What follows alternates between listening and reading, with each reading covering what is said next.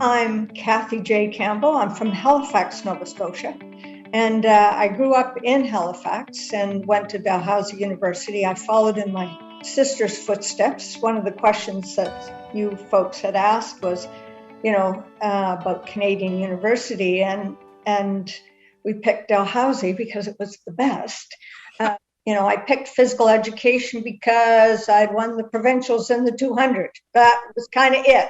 That's how much direction I had, and that's what I did. I just kind of showed up with my gym bag thinking this is great, So I did a physical education degree. I was a very average student. And but through Dalhousie, through the incredible teammates, through the incredible faculty, and just had a wonderful experience. And it developed me, and all of a sudden, an average student became a pretty good student. And then one of my professors came up and said, well, so what are you going to do your master's in? And I was sort of stunned because I had never considered that before, but I realized I was doing pretty good. So I ended up doing a master's in exercise physiology. And at the whole same time, I was a volunteer coach. And I had, coached the provincial team and things like that in track and field. So I was a student athlete at Dal. I was also coaching at the same time. And so through my coaching, and I coached at Dalhousie as well. So my involvement at Dalhousie was as a student, as an athlete, but also as a coach, because for my master's, I was given the opportunity of coaching the men's and women's track team at Dal for 75, 76, 76, 77. And it just we won both AUAA championships. And it opened all kinds of other opportunities because of volunteerism. I ended up with the Coaching Association of Canada. It was my first job in Ottawa. And through my sister poking at me and so forth, DA, my sister went first into nursing, and then she ended up in medicine at McMaster and encouraged me to do the same. So I ended up in medicine at McMaster. And so I'm going on and on here, but you asked about university involvement. So that's how I started with phys ed, a master's in exercise physiology, which was a great grounding for what I do now, which is sport medicine, and also do general medicine as well. Well, you mentioned that you were an average student, which I realize you're talking about at first anyway. I realize that's talking about grades, not so much you were. I don't think you were ever average, but how did those experiences to go to one of the questions we sent, but I'm really curious, were there specific things that you said, because this happened to me in university, or because I experienced this in university, that set me up for success? Well, all sorts of things. When I say I was an average student, it was partly, without going into detail, my sister and I had kind of a crazy childhood, and we were in many different, homes through those years and through childhood and so forth. So there were all kinds of excuses why maybe I wasn't as good a student as I could have been. But all of a sudden at Dalhousie, it was like this home.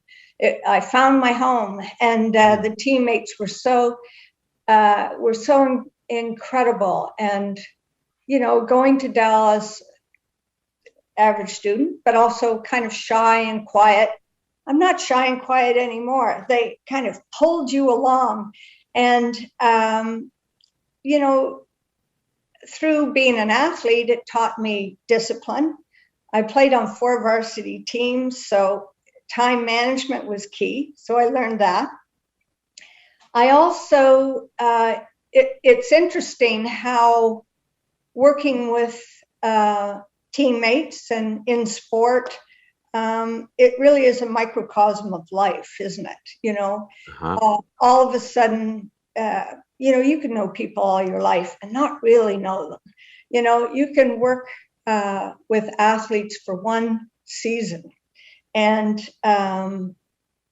you know who you can trust. You know who is going to go all the way for you.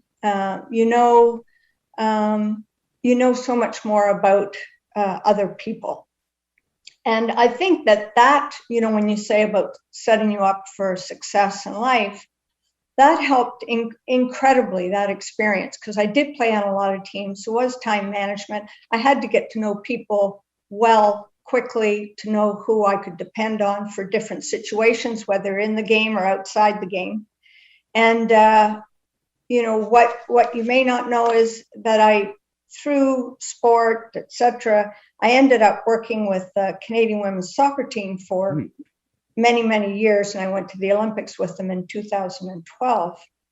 And that's a whole other story. But also through that involvement, I ended up working with FIFA, and I had the opportunity of working I've done 15 World Cups. So, you fly into Azerbaijan for 6 weeks, and you have to set up the medical in these different venues, or Jordan. And I know you've done some work in Jordan. I was reading your bio. And so you go in, and as a woman in a Muslim country, there's different situations that arise.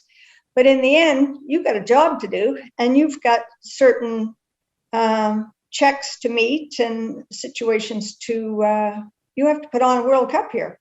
And so those skills of knowing how to go into a situation, figuring out how and why, I think is one of my biggest strengths, is how to read people, how to know how to engage people. And that's partly also because of my coaching. Although I was a university athlete and that was all great, I always felt my strength was to be of service. And so I did do a lot of coaching, and that I found that at the World Cups, probably, my youth sports experience is really double, because as the athlete and as a coach as well. So it did really set me up during these World Cups to be able to go in, and I'm a coach in medicine as well. I coach athletes, I coach people every day. I do general medicine as well. So I'm coaching them every day to get out, move their butt, and give them goals and help them with their goals. You mentioned ranting on here. No, I could listen all day. Tell me, you mentioned that Dal it was close and it was what you knew. But looking back, why was a Canadian university such a good choice for you? Well, I think, one good thing about Canada is it is affordable. That's important for a lot of people. It's also, there's a good standard across Canada. So, all the universities have a certain quality. And in other countries, it's a little bit up and down in terms of quality. So Canada had a great quality. You know that whatever university you're going to go to, you're going to get a great education. They have great education, great professors, and there's an excellent standard throughout the country. So that would be my short answer to that, I think. That's a good answer. I think I would answer the same way. Who's had I know one of the questions they sent, the greatest influence on you. Talk a bit about that. Who? So the greatest influence there's so many people that I know we have a short interview here, and it's 7 o'clock in Alberta, 7 a.m. in Alberta. So let's see. So there's many people, obviously, that have had a big influence. I would say from coaching, Al Yar at Dalhousie had a big influence. He gave me a coaching scholarship form to complete one time, which I sent in, and he sent a letter of reference.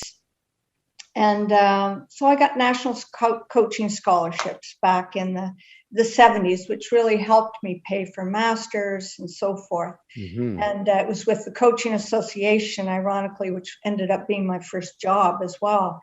But it was track scholarships. And I got to work with Olympic teams and the Olympic coach, Gerard Mock at the time, and so forth. So that was really important. But there were so many, the beauty was I did physical education, and physical education is so intricately connected with athletics that the two really meshed so beautifully for me. And my professors in physical education were so involved with the coaching and the athletes that they were incredible mentors. People like Nigel Kemp, who was the swim coach there, who I would train with when I was injured for track. And he was a mentor throughout my life. And I told you a bit about my niece. And, as time went on, and my niece, who was an Olympic swimmer in the US, I would call him and I'd say, Nigel, what would you say about this or that? What people don't know on this call is that Nigel was an incredible coach, and he actually coached Nancy Garapick, who you probably don't know, but set the world record in the 200 back out of Halifax when she was 13 years old and went to the 76 Olympics and came third behind the two Germans that were getting a little help, let's just say. So Nigel, interestingly, my niece at the London Olympics ended up winning and breaking the world record in the 200 back in swimming. So it's a wonderful connection there as well. So Nigel was incredible. And finally, there was Aaron Bonin, my exercise physiology prof, but I know, just cut me off, but I have to talk about Larry Holt. Yeah. Larry Holt was a biomechanics professor, and he recently died, but was a huge mentor. He was the guy that came up to me when I was hanging out in the gym and said, "What are you going to do your master's in?" That I mentioned earlier. Yeah, I had no idea that I had the ability to even do a master's. But he did amazing things. I was coaching, one of my big events was hurdles. And I was coaching a hurdler from Halifax who I worked with for many years. She ended up making the 1980 Olympic team that didn't go to Russia. Unfortunately, it was the boycott. Yeah. I don't know if you remember that. But what he did was so incredible because we didn't have funds back then. I didn't have a research grant.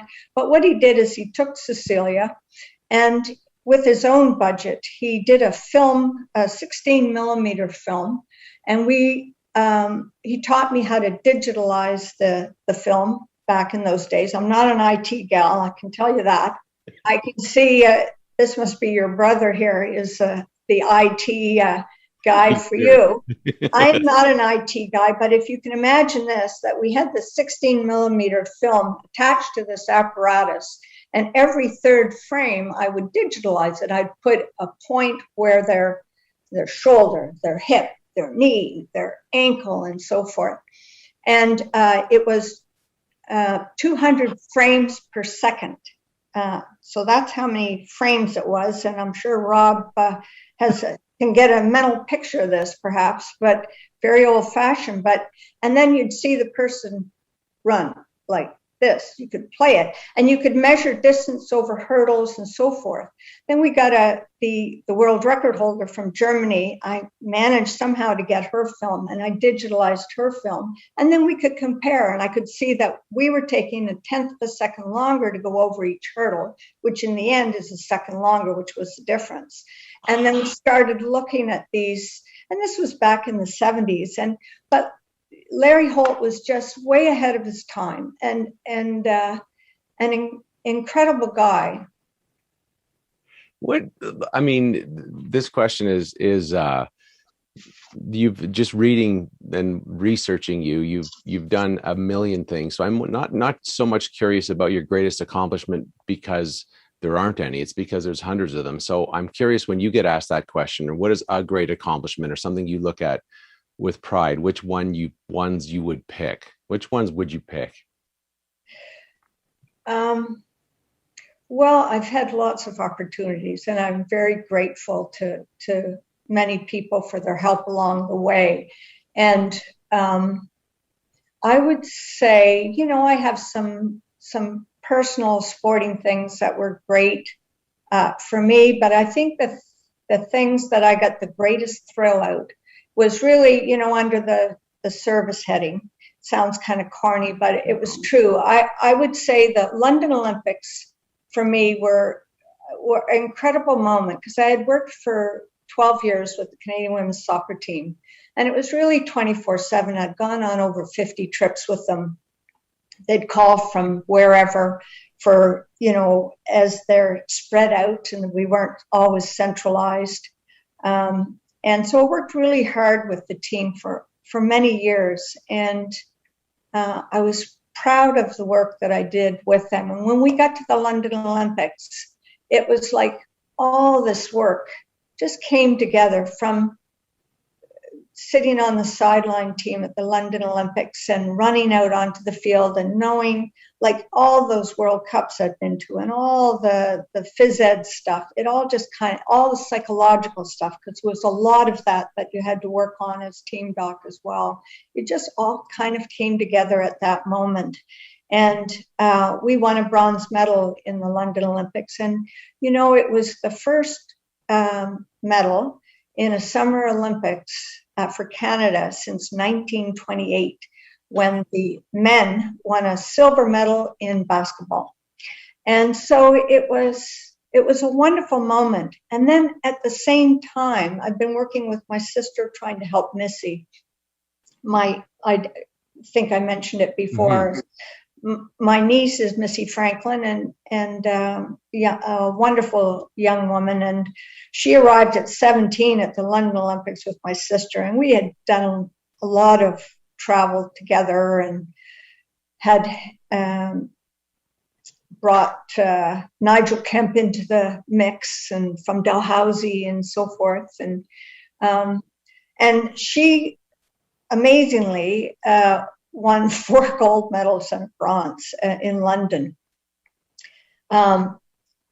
And that the worlds kind of meshed, because even though we were off site, our team was so excited about this that I have to tell you that we would sit in the evening. The finals in swimming came on at like 7:00 at night, and that's when we'd have our evening meeting. So we'd always started, if Missy had a race, we'd have the TV on, and they were very sweet to do this.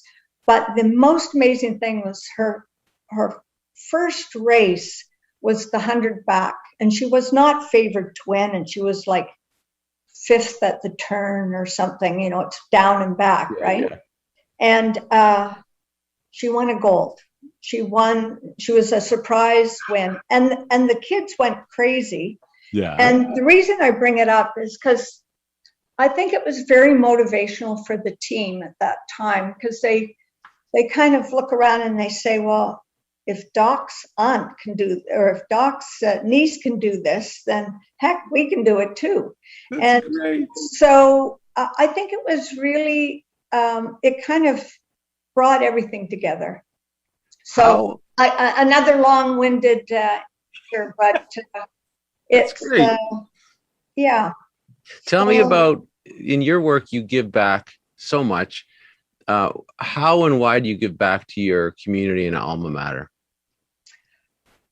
Wow. Well, as one fundraiser once said, when I was first approached to give some money or help out with something, is she said, Dal made you. And at first I was kind of put off a little by that expression. And then I thought, you're absolutely right.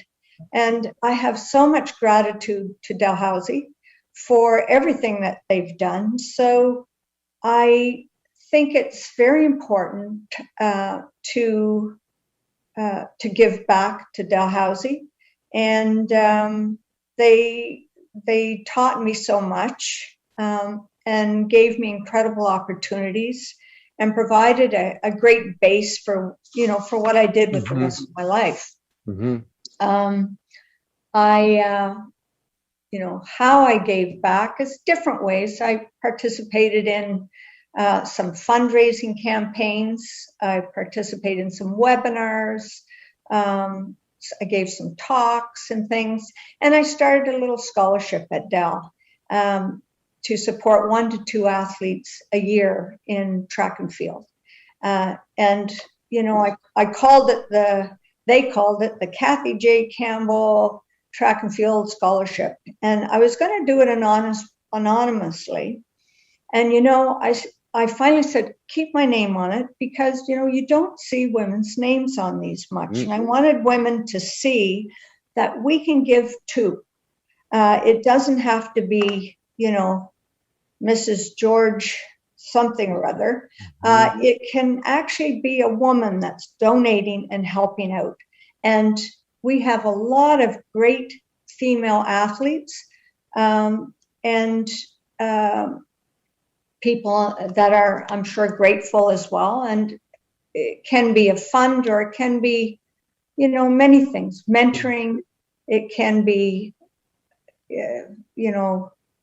through a variety of ways of helping. But I think it's crucial to give back. I think we take too much for granted. I think, a lot of athletes perhaps feel that, they're, already giving by participating in sport at the university because they're a great athlete. But, they're getting things that a lot of students aren't getting. Perhaps they're getting meals and trips, and perhaps some money or other types of benefits. And I think it's important to, as we say with COVID right now, and I talk to patients, I mean, COVID has been so tough on so many, and it's been very hard and difficult.